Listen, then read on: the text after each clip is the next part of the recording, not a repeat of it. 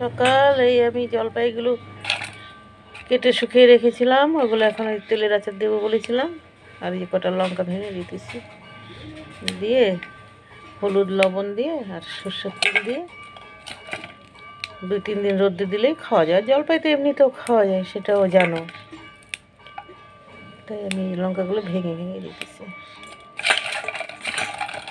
এইটুকুন তেলের আচার দেবো, আর এটা দিয়ে গুড়ের আচার দেবো, গুড় দিয়ে মিষ্টি আচার দেবো। ওখানে 2টো কাঁচা লঙ্কা দেবো, কাঁচা লঙ্কা গন্ধটা ভালো আসবে, তাই ওইখানেও 2-3টা কাঁচা লঙ্কা দিয়ে দিই। আর এইটাতে হলুদ আর এই যে লবণ ছড়িয়ে দেবো, ছড়িয়ে মেখে নিয়ে তারপর কৌটোয় ভরে দেবো।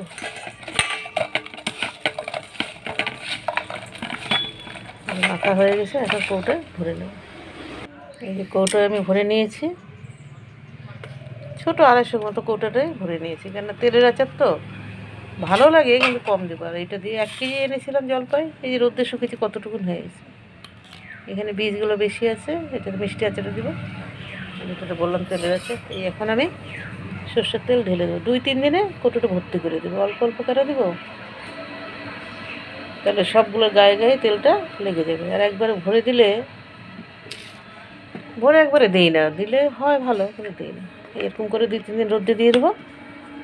এই তেলটা নিচে নেমে যাচ্ছে, দেখেছো? তোমরা এরকম করে দেবা, খেয়ে দেখবা ভালো লাগবে। 3-4 দিন একটু শুকিয়ে নেবা, শুকিয়ে নিলে ছোটো হয়ে যাবে। রোদ্রু বেশি এখন আসে না না বাড়িতে, তাহলে 2-3 দিনে এরকমই হয়ে যায়, এরকম হয়ে যায়। কিন্তু আমি 4 দিন রোদ্রু দিয়েছি, 4 দিনে এরকম হয়েছে আমার। আর কি করা যাবে, যেমন হয়েছে। ভিডিওটা তাহলে এখানেই রাখছি। ভালো থেকো, সুস্থ থেকো, সাবধানে থেকো।